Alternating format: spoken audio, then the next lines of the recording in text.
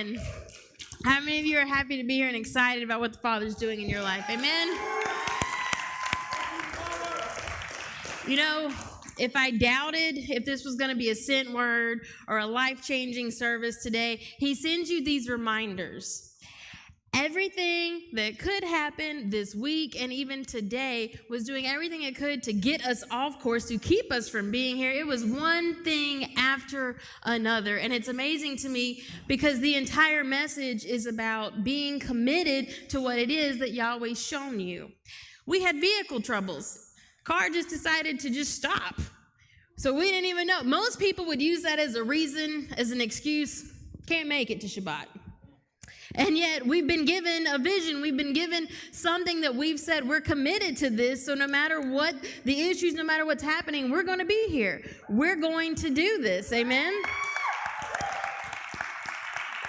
Unlike a lot of you, we don't really have a choice. I'm the one teaching. I got to be here. So there's really no excuse. There's no way to get out of it. And then even when we got here, it was funny because we get everything, we're scrambling to get things hooked up and ready because we're running behind schedule. And then we start having some technical issues, and I don't know what's going on with the live stream, and it doesn't want to cooperate with me. And so once again, another confirmation. Whatever it is, the enemy was doing everything he could to keep it hindered, to keep it stopped, to keep it from going forth. And yet all of you are here. How many of you are ready to receive what it is that the Father has for you? Amen.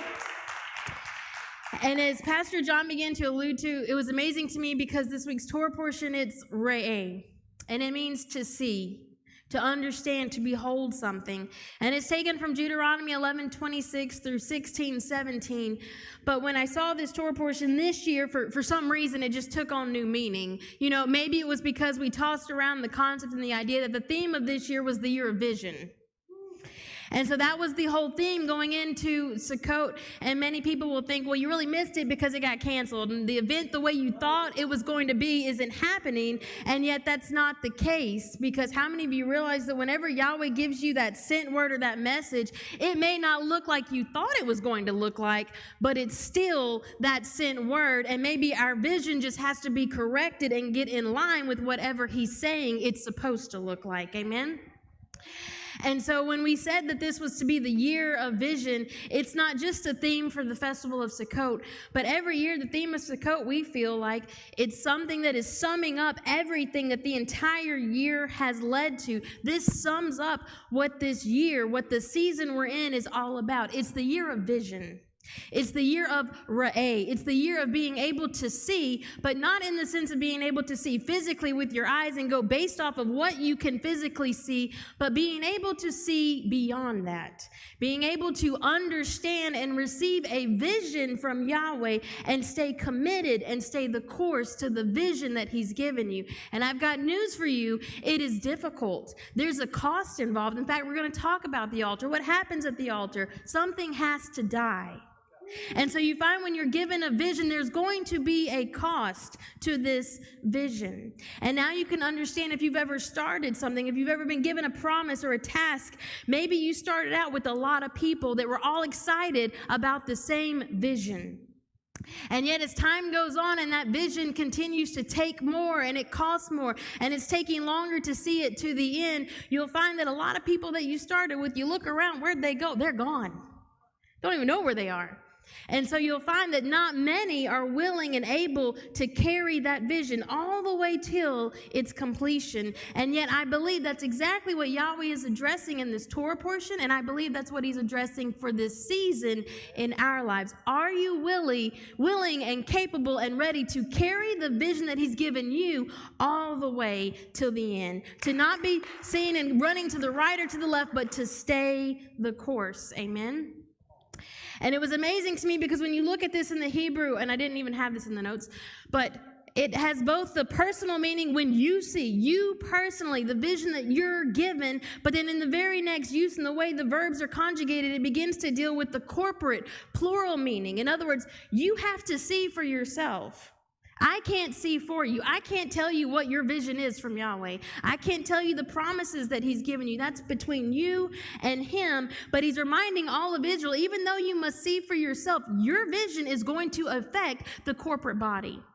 Your vision will affect all of those around you, whether you fulfill that vision and stay the course or whether that vision dies off in the process. Not only will it affect yourself, not only will it affect your generations and your household, but it will have a ripple effect in the body as well. The year of vision, being able to see and understand. And we find that this ra'eh, this vision here in Deuteronomy 11, it's tied to the fact of a choice being set before Israel, and he sets before them blessings and curses. They have a choice to obey the commandments that will and they have a choice, or they have a choice to disobey, which will result in the curses. And as we look at this, it's interesting to me because I know this is an area that he's always dealt with me about. A lot of times we'll define blessings as our own feelings, tangible things, what's going on. When everything is going great, there's no struggle, there's no problems, life is good, we're blessed. And yet I found that as we continue to look at this, that's not the way Yahweh defines blessings. In fact, the blessings are always defined by his presence with you in the midst of whatever you may be going through. And so you can be blessed in the midst of the fire. You can declare and understand this too is a blessing. Maybe you're in the midst of the storm and all hell just seems to be breaking loose upon you and your household. You can declare in the midst of that, this too is a blessing because it has everything to do with your ability to re'eh, to see. How do you look at this? Amen? And as I was looking at this and you read through the rest of the Torah portion begins to, I believe, highlight some key areas and some markers that are going to reveal what your choice is, what your vision really is, because he begins to address such things as bringing your offerings to an appointed place, where and who you worship, the giving of your tithes, the honoring of the Shemitah, the pilgrimage festivals. He begins to address some key areas in your life, and when you look at what these key areas deal with, it always deals with your time and your resources.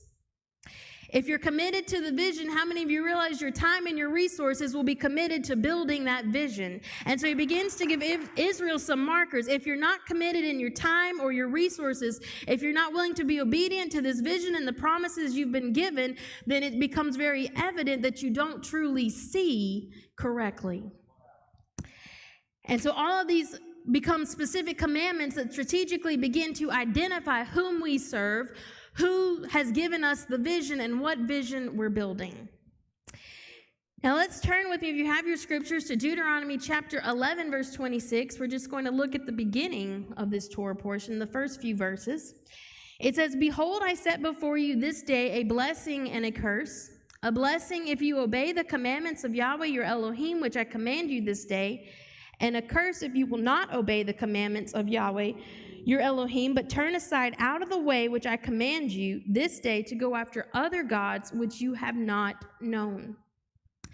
And we're going to break this down and begin to look at this. And as we said, the title is Re'eh. It comes from this word. Here in the King James, it's translated as behold, and in other versions, you'll see it as see or look. This word is Strong's number 7200, Ra'ah, and it means to see, to look at, to inspect, to perceive, to consider, to have a vision, to discern.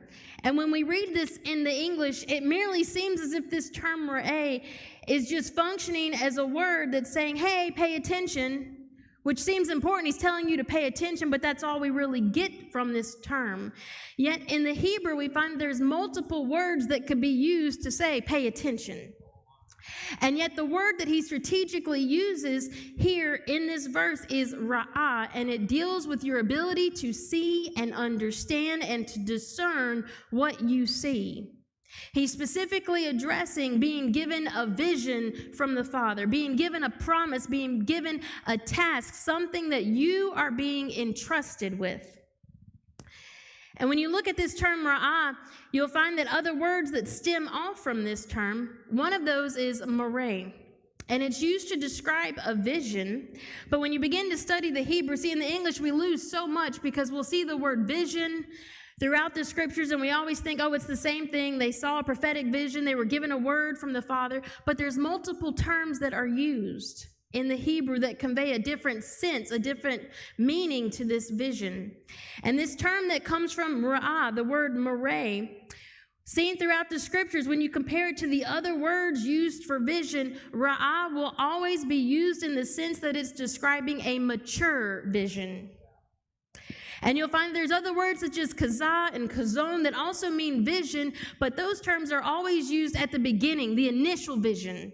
How many realize a lot of people will get excited when you initially hear the word, when you initially are given a promise, and it's exciting, and everyone jumps on board, and everyone wants to be involved in this, and everyone says, wow, yeah, we're going to do this. We're going to build this vision.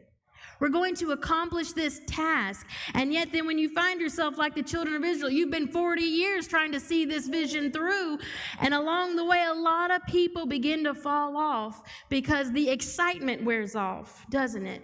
It no longer feels good. Now, all of a sudden, there's been a cost that's come along with this vision. Now there's some things that I'm having to sacrifice that maybe at the beginning I didn't realize. And now I realize I'm not really willing to do that. And so we find that the term ra'ah describes a mature vision. It's one that is clear and full of understanding, a vision where there has been growth.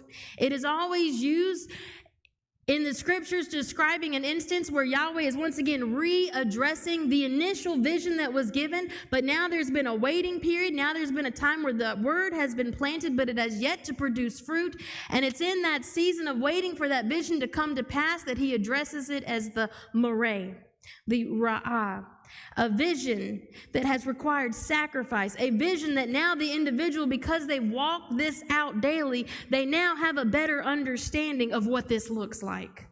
They now have a better understanding of where this is going. They now have a better understanding of what Yahweh is doing in the midst of them being entrusted with this vision or this promise. And how many of you realize if you're given a vision or a promise, you're literally being entrusted with something from the Father in order to care for it, to grow it, to nurture it, to cultivate it. He trusts you enough to deposit that within you, but what you do with it will determine whether you walk in the blessings or the curses in regards to that vision. Could it be then that we are unable to truly understand what it means to walk in obedience and therefore the blessings unless our vision, our ra'ah, grows and matures and is corrected, unless we begin to see correctly? And so we find that it really begins to redefine what we think it means to walk in the blessings.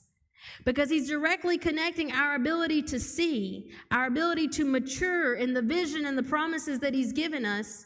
And he connects this with the blessings. When you're able to mature in what I've given you, when you're able to grow, when you're able to cultivate it, when you're able to see this through, then you're going to find yourself realizing and redefining what it truly means to be blessed, what it means to walk in the blessings.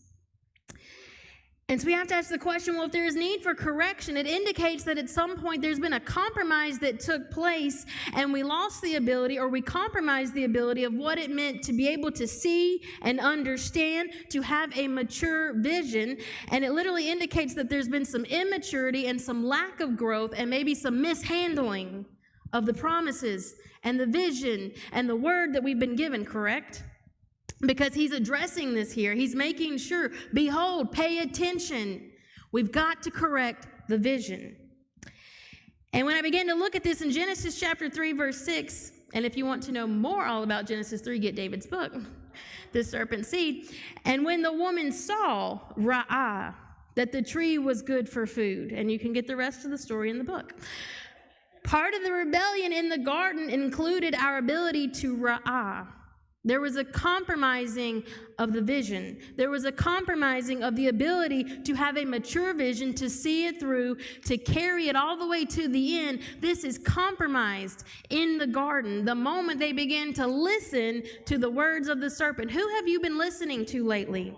Do you realize that the words that you allow in will begin to affect your vision if you're not careful, and you'll find yourself unable to carry it out till the end, because those words that begin to get planted will begin to choke it out.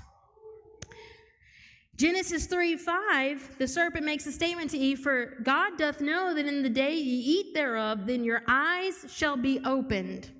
And it was interesting to me that the way they translate that, your eyes will be opened when you eat this, and yet here we're dealing with Adam and Isha, who were created perfect in the eyes of Yahweh, and they have the ability to see it to completion. That's what they were created with, the ability to carry his word all the way to completion. Yet when they listen to the lies of the serpent, he tells you, oh yeah, your eyes are going to be open, but that ability is the very thing that's compromised.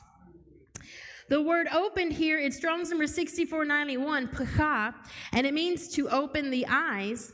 But the numerical difference, when you look at the numbers associated with pachah and ra'ah, pachah has a value of 188, and ra'ah, to see, to understand, has a value of 206. The difference between the two is the number 18. The number 18, when you initially look at 18, it's always associated with Kai, with life, and the fullness and everything that pertains to life. But when you look a little further at this number 18, it was interesting to me because how many of you realize there's always a blessing and a curse side to everything in the Hebrew? Every word, there's either a blessing or a curse. There's a promise or a destroying word. 18 is also connected and associated symbolically in the scriptures with bondage. In fact, you'll find throughout the book of Judges, there's several instances where Israel is always oppressed for this period of 18 years, or this number 18 is always somehow connected with them being in bondage and being oppressed. Life or bondage, direct opposites. And how many realize it's all seeming to be tied to and connected with your ability to see, your ability to take and be entrusted with the vision. So we find that the way we see things, the vision you have, the way you handle the vision that you've been entrusted with, how many of you realize it has the power to either put you into bondage or cause you to walk in the fullness of life? Chai. Amen? And we find that this generation that he's specifically addressing here in Deuteronomy, how many of you realize they're a generation that were born out of a people who walked in bondage for generations? They couldn't understand the vision. They couldn't properly carry what they had been entrusted with from Sinai forward because they were a people who were in bondage. Their mindset, their vision, they weren't able to carry it correctly. Their vision was unable to see beyond that bondage.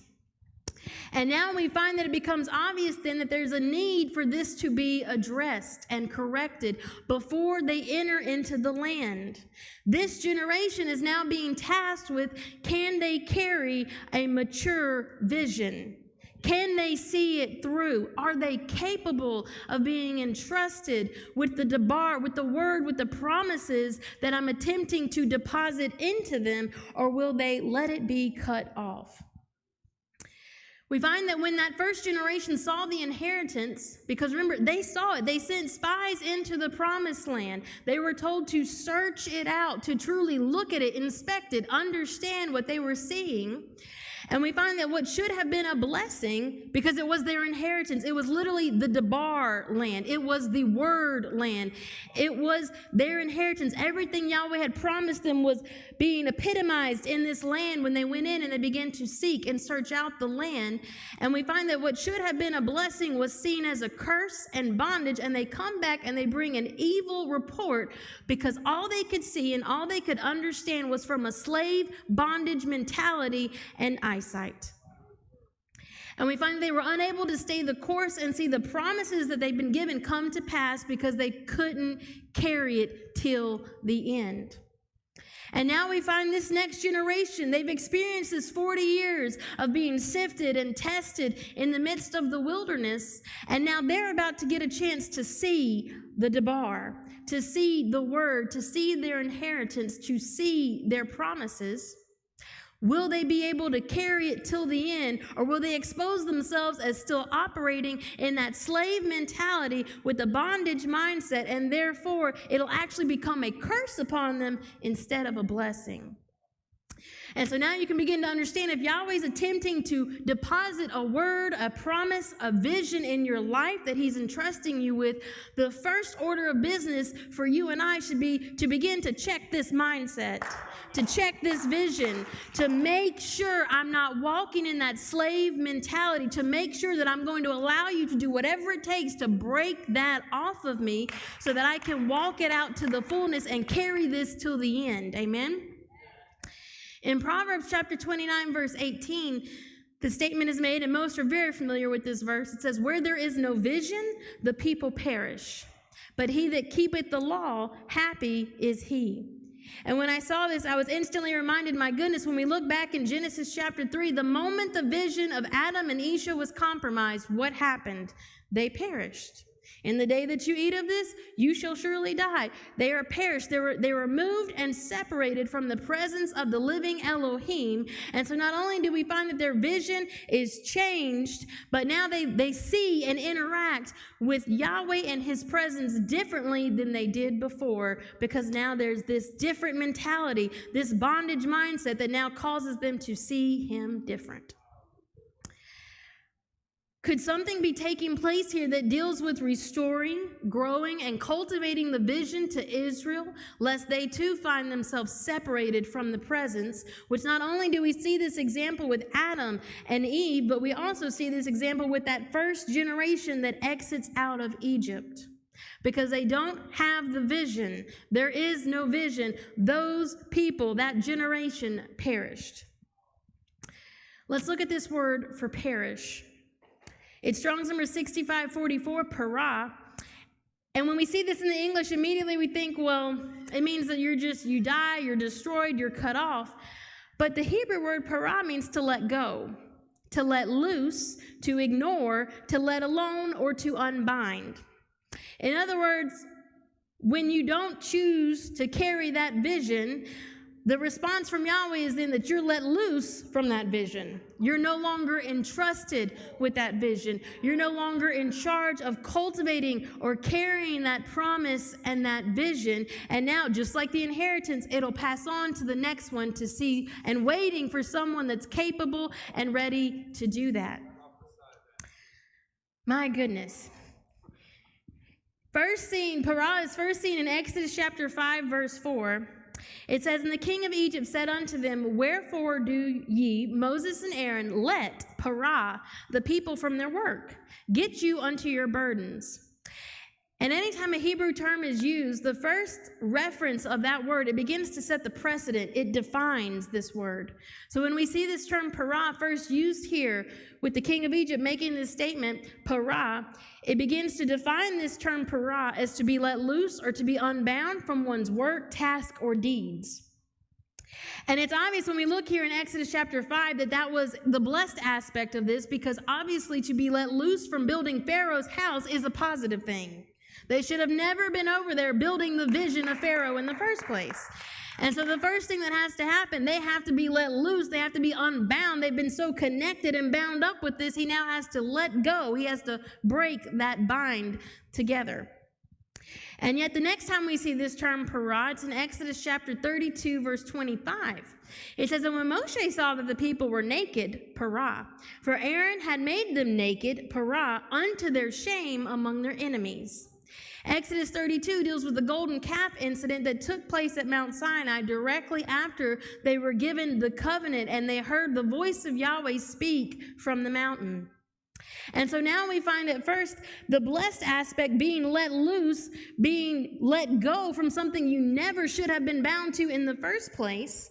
But now on the other end of the spectrum, we find that Israel chooses to be let loose, to be unbound from the task that they had been given from Yahweh himself. And it was the task of walking in covenant, being a holy set-apart people, all in order to build his house. And yet here in Exodus, when Moshe comes down from the mountain, this is the statement that's made. They have been let loose, they have ignored, they left it alone, the vision that they were initially given. We find that generation received the initial vision, but they were unable or unwilling to carry it through to maturation. They were unwilling to ra'ah that vision. They were unwilling to allow that vision and that promise to grow and be carried by them. Instead, they ignore it, they let it loose, and they choose not to deal with it. Isn't it interesting how many of us, we probably all are guilty of this. We've been given a word or a promise at times, and we're all excited about that, being given that word and promise, and it gets planted, but then we go our separate ways, and then we never pay any attention to that word. We expect it just to magically produce fruit in our life without any effort on our part, without watering it, without cultivating it, without checking on it, without constantly nurturing that word. It should just magically produce, and we go on about our way with no work or effort on our part. And yet this is exactly what the generation of Israel here was guilty of. They receive the vision, they have it, but then they ignore it. They don't do anything with it, and they're unbound from it, and they go about doing what they want to do instead. In fact, when you break apart this term parah, it's spelled pei resh ayin.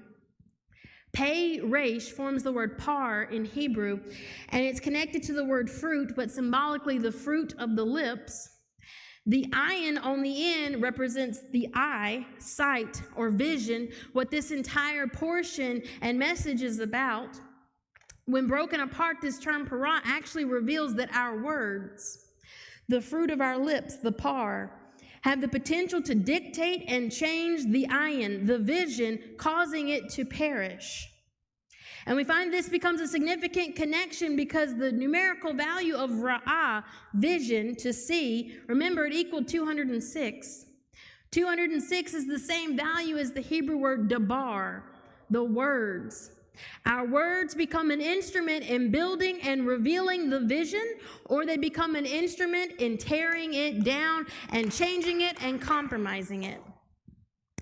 And so we have to ask ourselves the question, as we're being presented with this, do our words build up the vision?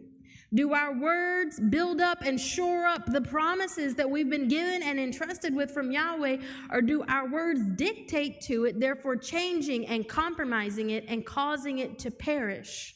And we find that at that point, the vision ceases to come to pass because by our own words, we've altered it. We've changed it. We've taken something that was the pure, unadulterated word and promise, and we began to make it GMO. We began to genetically modify it by our own words.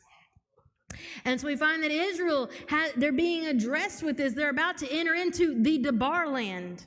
And they're beginning to understand the power not only of being able to see correctly, to hear correctly, but also to speak correctly. All of these senses were compromised in the fall. And now before they enter back into the promised land, he's attempting to teach them, you've got to learn to hear.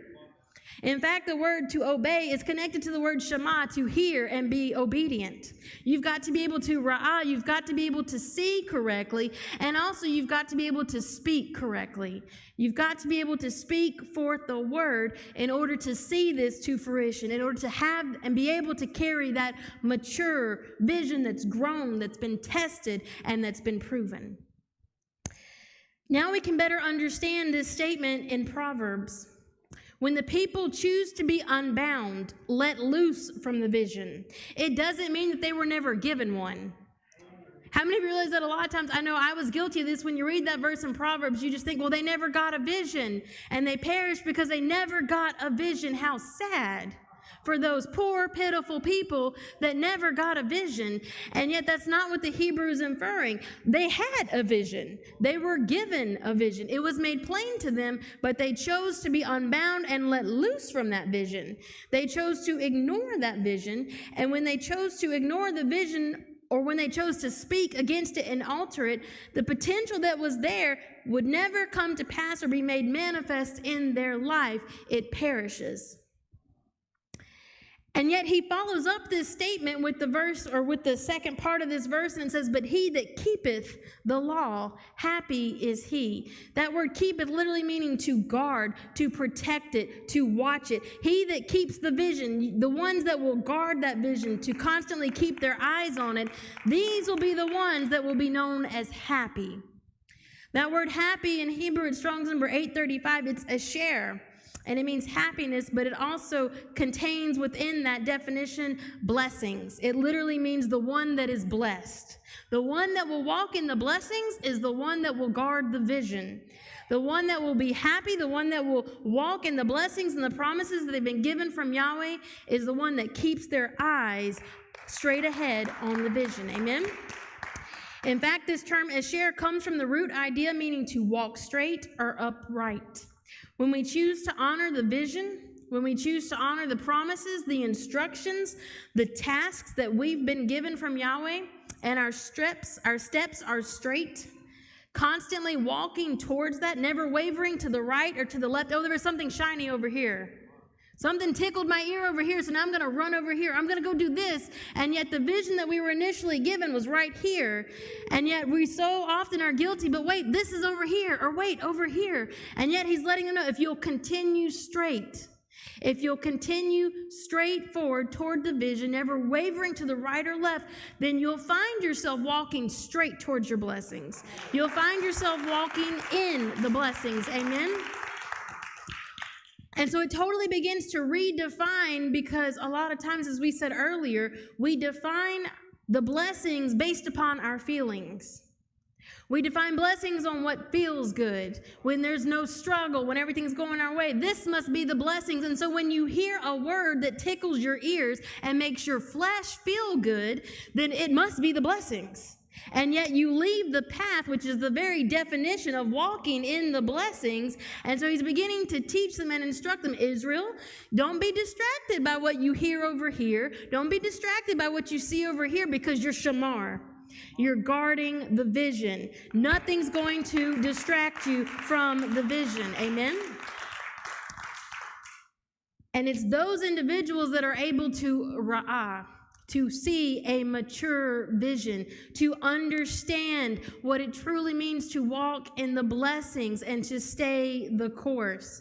Because how many of you realize that it's on the journey that you discover Yahweh in a way that you have not known him before? And anytime he describes and defines blessings, it is always wrapped up into being in his presence, knowing him. You cannot define blessings outside of actually being able to see and know him. Amen?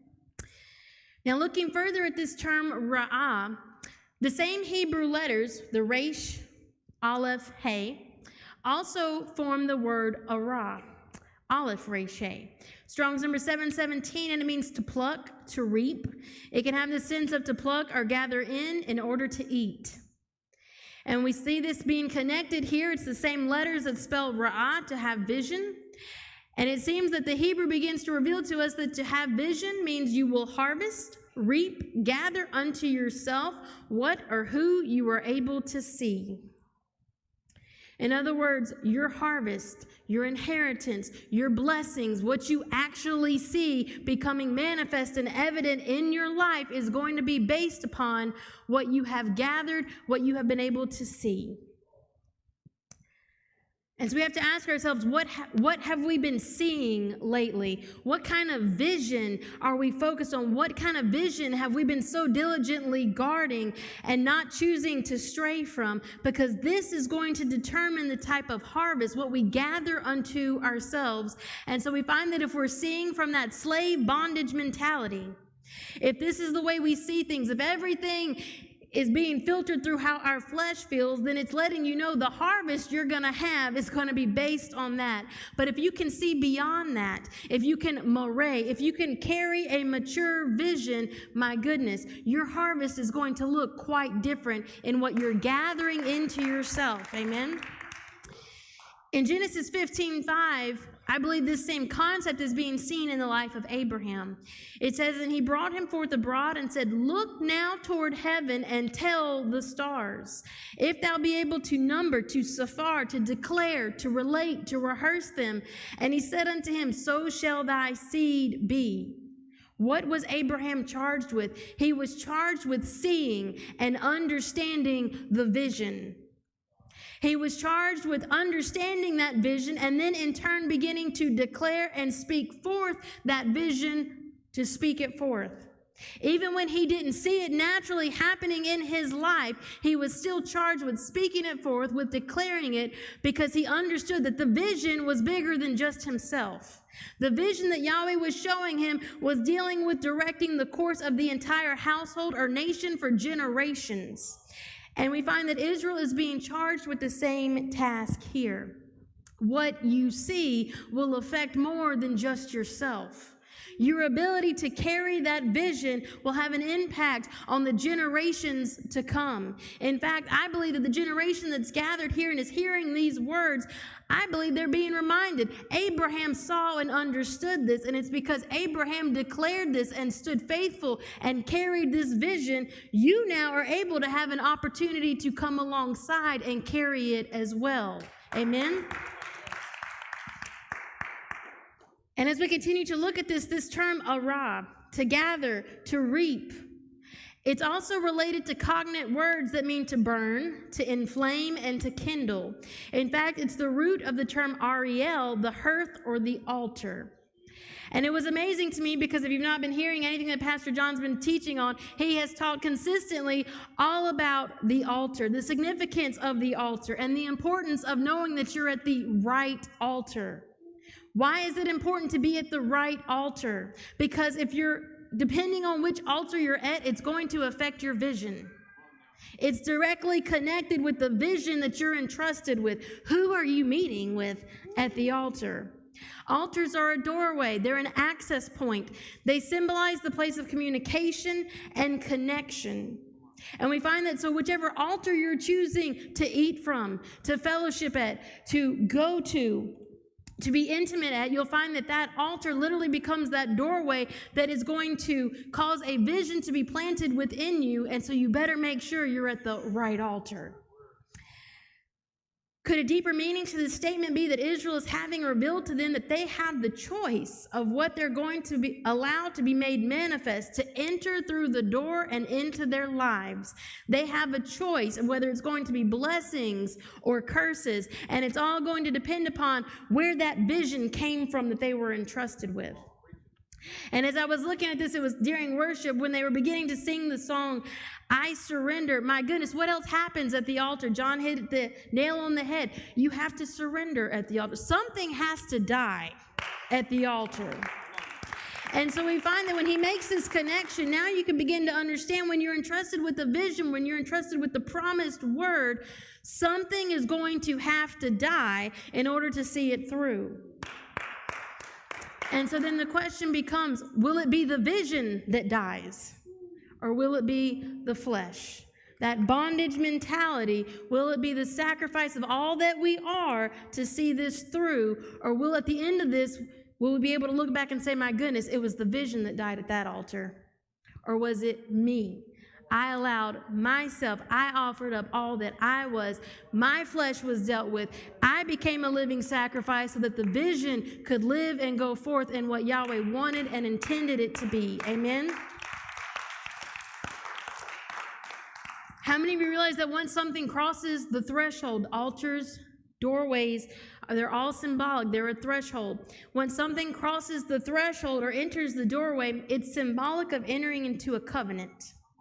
So whenever you find yourself at that symbolic altar, whenever you find yourself at this place, you're about to enter into a covenant with whatever is about to pass over it.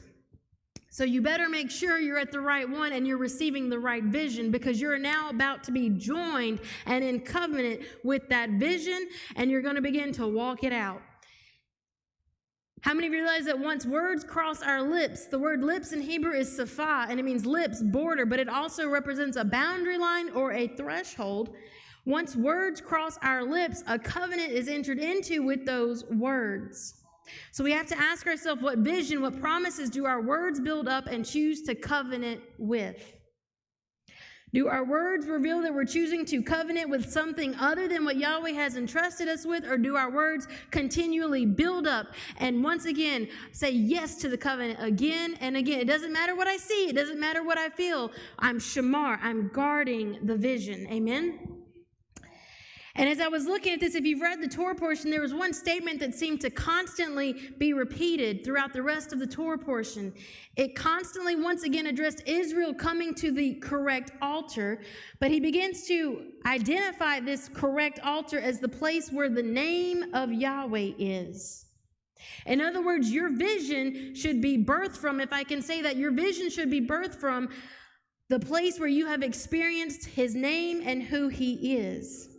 That intimate time that was spent in his presence, where he begins to reveal his character and his nature to you. This is where this vision should be birthed from and come out of. And we find that if we are given a vision or a task and it's not based on that experience, hearing directly from him, my goodness, then who gave it to us? Where did this come from? Why are we insisting on building it? Why are we insisting on guarding it? Let go of the task Pharaoh's given us and get over here and understand and experience the vision Yahweh has. Amen? In fact, in this Torah portion, 8 different times special reference is made and attention is called to this statement where he says, the place where Yahweh shall put his name. And as I was looking at it, what does that mean, the place that he's going to put his name? Well, when you look throughout the scriptures, you'll find that his name is always directly connected to his glory, his kavod, the weight and the heaviness. And the connection is made evident when Moshe requests to see the glory of Yahweh in Exodus 33:18. He says, I beseech thee, show me thy glory. And when you read this into Exodus 34, it almost seems like Yahweh just kind of completely ignores that. He just begins and gives a whole discourse on the meaning of his name. In Exodus 34:5, he says, and Yahweh descended in the cloud and stood with him there and proclaimed the name of Yahweh. And the entire chapter 34, he just continues to proclaim his name, who he is, what he will do, his characteristics of who he is. And this is all in response to Moshe saying, show me your glory. Yahweh's response is, here is my name. Here is my character. Here is my identity. So we find that the glory of Yahweh is the manifestation of his nature, of his character, the way of relating to his creation, and it's his name and the different aspects of that name that reveal his kavod, that reveal his glory, his nature, and his character. In fact, we find that we can't fully comprehend Yahweh in all that he is. And now you can understand where those blessings come in when it don't feel good. Because every time you're in a situation where you're being pressed and you're being squeezed, he's revealing a different aspect of his character to you. He's revealing a different name personally, intimately in your life. We can't understand all that he is just like that. So he leads you on this journey in every situation, every circumstance, even when it doesn't feel good. He's revealing intimately an aspect of who he is in your life. Amen? Could this then be what the restoration of the vision of Israel is related to? The ability to see Yahweh, to understand him and in his character. This is the true blessing. And in fact, one of the names of Yahweh, and it's one of the names that Abraham has revealed to him, he's called Yahweh Yireh.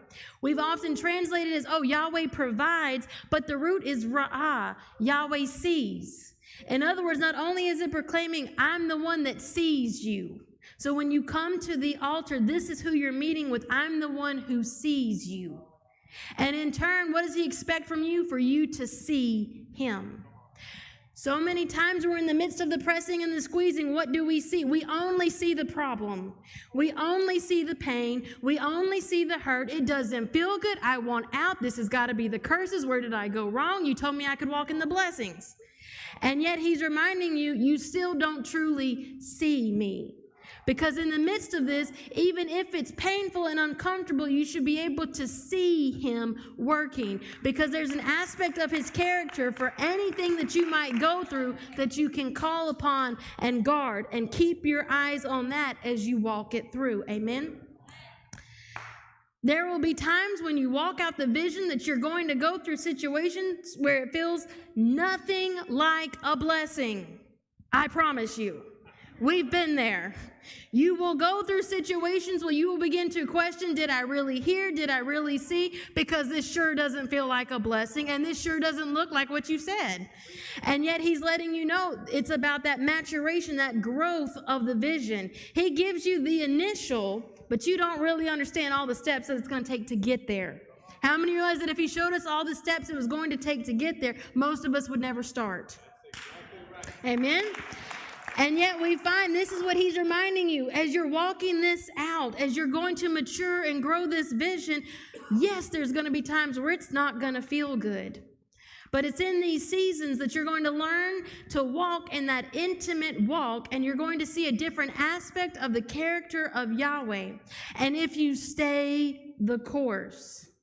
How many realize that's probably one of the biggest problems that affects the entire believing community? So much so that in the end days, he talks about there's going to be a great falling away. There's going to be so many whose love is going to wax cold, and they will fail to stay the course.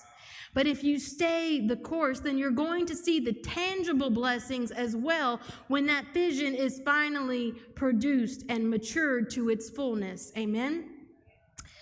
A prime example would be Joseph. In Genesis 50:20, he makes a statement to his brothers, and you have to understand, when you go back and do the math, it wasn't just for a short period of time that Joseph was in the dungeon. It wasn't for a short period of time that Joseph went through the things that he went through, but he's able to say at the end, when that vision is matured, remember, he was given the vision before he was ever sold by his brothers. He had the dreams. He understood, oh yeah, this is what's going to happen. Do you think Joseph had a clue of what was about to take place in order to see that happen? Probably not. But at the end, in Genesis 50:20, he's able to tell his brothers, but as for you, you thought evil against me. But Yahweh meant it unto good to bring to pass, as it is this day, to save much people alive. Amen?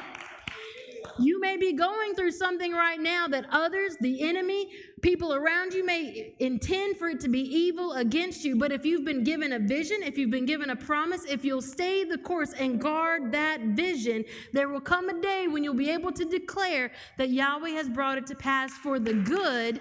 And it's to save not only yourself, but to save and make a change and make a difference in all those around you. It will have a ripple effect. Just like for the bad, it can have a ripple effect. For the good, you can change generations and you can change entire areas. Amen? Let's look at this word for set. He says, behold, I set before you this day blessings and curses. The word set is natan, Strong's number 5414, and it means to give, to put, or to set. But it literally infers to set or place before anyone or to set someone over something.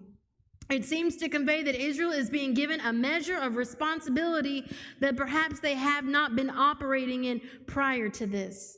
They are being set over and charged with handling the vision and bringing and carrying it to maturity. How many of you understand that Yahweh's not going to put on you more than you can handle? And so when you're a baby and you're just learning this, he's probably not going to give you a vision and a promise that is going to take a huge weight to carry this and see it through to the end. He'll allow you to grow.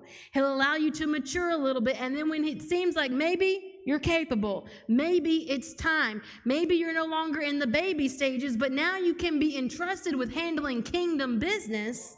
Now I'm going to give you a vision, and you're set, you're natan over it. You're tasked now with handling this vision, with caring for it, with seeing it to the end, with cultivating it, and with growing it. Amen? And at the end of it, hopefully we'll be able to hear, well done, thou good and faithful servant. Let's look at the word for blessing. It says, I set before you blessings or a curse. The word blessing, it's Strong's number 1293, baraka, and it means a blessing, a gift, a treaty of peace. Isn't that amazing that literally he defines blessings as being at peace with him? Walking in a covenant of peace with the Most High, with the King of all kings. That's the true blessing. Amen? It's almost identical to the term Bekora, which is the right of the firstborn, the birthright, that entailed both position and inheritance. By birthright, the firstborn inherited the leadership of the family and the judicial authority of the father, and he was responsible for carrying on the name, continuing to build the house. The birthright was the responsibility of the covenant. It was the firstborn's responsibility to take care of the entire house, to ensure that they were provided for, and also to guide the direction of the house. So in other words, when he tells you, I'm putting before you a blessing, it wasn't just, I'm going to put before you all the feel-good things and everything's going to be great and you're just going to have all of this amazing blessings that you're going to walk in. But he was letting you know, but there's some responsibility that's going to go with this because you're being entrusted with something. And as you're entrusted with it, you're responsible now for directing the course of your house. You're responsible now for taking care of the needs and for carrying on the name that blessing has come from. And so we find that walking in the blessings is directly tied to the responsibility that comes with those blessings, directing and guiding the house so that it continues to grow and bring honor to the name.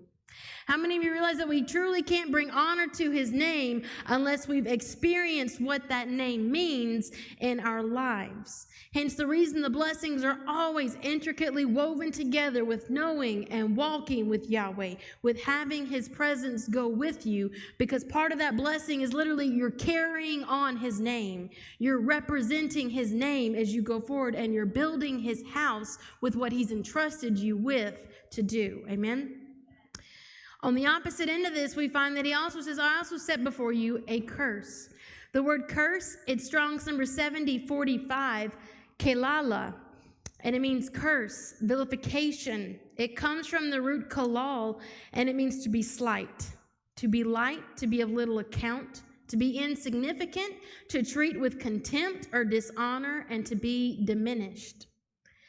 Blessing from a Hebraic perspective means to do or give something of value to another, something of weight and importance that carries respect. Remember his name, his glory. There's a weightiness to his presence. There's a weightiness to his kavod, to his glory, and that's the blessing that he gives you. It's something of value, something of weight, something that carries with it respect, where the word curse is something that is light in stature, considered worthless, of little account, something insignificant.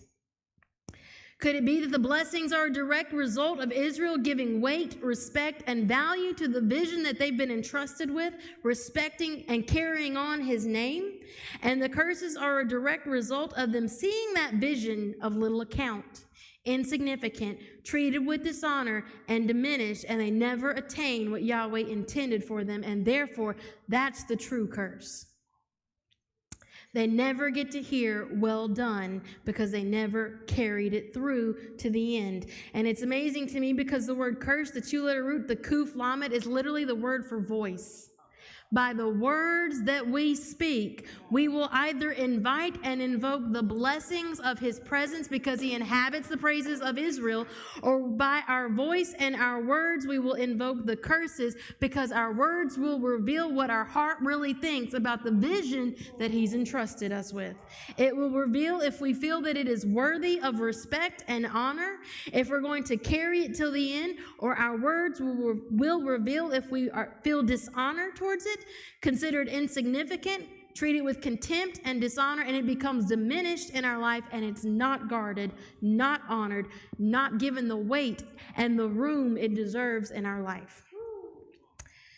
Blessing, baraka, has a value of 227. Curse has a value of 165.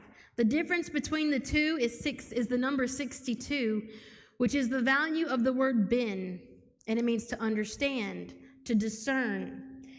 The basic concept is the ability to discern between situations or things which on the surface, which may seem similar, to know a situation not for how it looks, but for what it really is. It's connected to the root word banah, and it means to build or construct something. The concept is that in order to build something, you have to have the ability to plan and understand the processes needed to do so. And not only does banah refer to building a physical construction, but also to building a family. In other words, it's the difference between the beginning vision and the mature vision. In the beginning vision, I'm going to build a house, and it's going to look like this, and it's going to be great, but I have no idea how to get to this. But if I'm going to stick with this vision, guess what? I've got to begin to cultivate understanding. I've got to learn the processes needed to get to this initial vision. And now we begin to walk in understanding and discernment, and we now have a mature vision because we're actually walking it out to see that initial vision made manifest in our life. Amen? Our attention is drawn to the fact that we can't build the house, we can't produce fruit, we can't see the promises or the vision made manifest if we're not able to walk in discernment and understanding. The ability to see beyond what something may look like, to literally see beyond our own feelings, to see beyond what we can see with our physical eyes, to see beyond all of the distractions or things that will come our way. When you have understanding, you can look beyond that. And you'll understand the true depths of what Yahweh is working in us towards. Once again, it's all about our vision being restored, being corrected. Understanding in a deeper, intimate way, because the journey has revealed who you're walking with. And now you can understand what he's doing and what he's building. And guess what? The longer you guard that vision, the longer you stick with that vision, the more understanding you will get and the more of a partner in building the house and the kingdom you'll become, because you continue to grow and mature and you continue to be entrusted with more responsibility, with more of that vision. And now you're able to come and you're actually working alongside Yahweh to accomplish what he wants you to accomplish. Amen. In Deuteronomy chapter 11, verse 27, as the blessing is being elaborated upon, it says, a blessing if you obey the commandments of Yahweh your Elohim. In the Hebrew here, this word, the phrase, a blessing, is written as et ha-braka, the Aleph Tav, the blessing. We find that the Aleph Tav is connected to the blessing. And we understand that the Aleph Tav literally represents the Messiah. So when he begins to talk about the blessings will be seen in your life, he attaches it directly to the manifest presence of who he is, Yeshua HaMashiach, the Messiah. The manifest presence will be with you. And it's amazing to me because Aleph and Tav, it's the beginning and the end. It's the first and the last. What is he revealing? From the very start of when you're given the vision all the way to the very end, he's always there. But do you see him? From the very beginning all the way to the last step to see this vision fulfilled, he's letting you know, I'm there. My presence is with you. It hasn't left you. There may be times where our vision will falter and we don't truly understand, but if you'll just keep guarding it, if you'll just keep going the course, eventually it'll get corrected and you'll realize, wait, he's still here.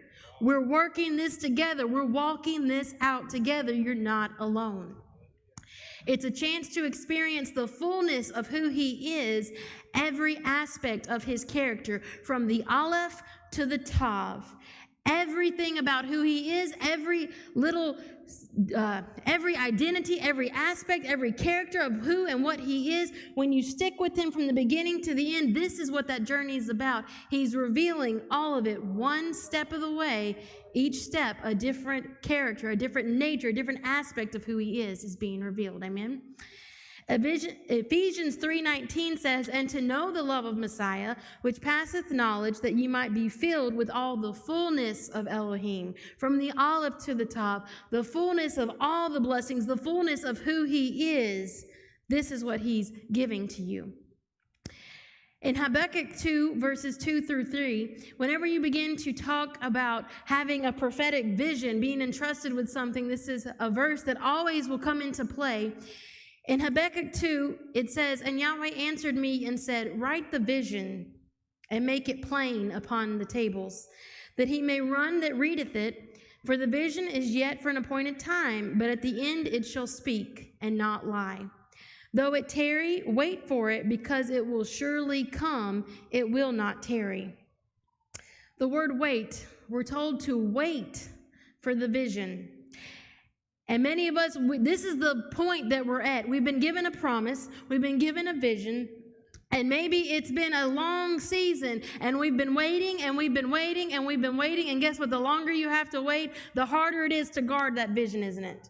The harder it is to have your faith in that vision and to stick with that vision, because it seems like a really long time ago when the excitement was there. It seems like a really long time ago when it was new and it was fresh, and now it's been this long season, and maybe it's been a long season where we haven't seen any growth because we're looking with the wrong vision. But he reminds you, wait for it. The word wait there in Strong's number 2442, chaka, and it means to wait. The primary idea is that of tying, as in tying or knot or binding. Remember, para, to be let loose, to be unbound from that vision. He says in the midst of your waiting, you make sure you are bound tight. Tie a knot to that vision. Don't let it escape. Don't let it go away. You've tied the vision to you. You're shamar. You're guarding that vision. Amen? And you may wonder, well, how do I do that? I have the vision. I haven't done it. I haven't let it go. I still understand it. How do you make sure that it's tied, that you're bound to that vision? Well, the word kaka, it's the ket kaf root. It forms the word, Strong's number 2441, and it means the palate of the mouth. It's connected to 2707, kaka, which means to cut, to carve, or to set a limit. In other words, and you're waiting for the vision that will come at an appointed time, bind that vision to your mouth.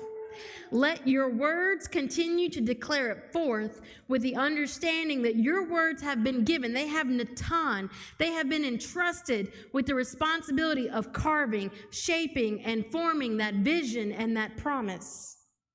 And so we find that here in Habakkuk, he's literally charging them. When you speak, you better understand that your words are actually carving out what this vision's going to look like, because he has Natan. He sets you over. That's what he's entrusted you with. Your words have the power to carve out and to define and to set the limits of this vision.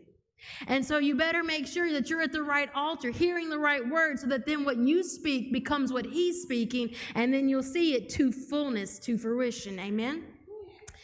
How many realize that if we don't learn to walk in and carry a mature vision, then we'll never be capable of seeing the promises and the blessings, because before we ever get to that point, we'll have left it and went another direction.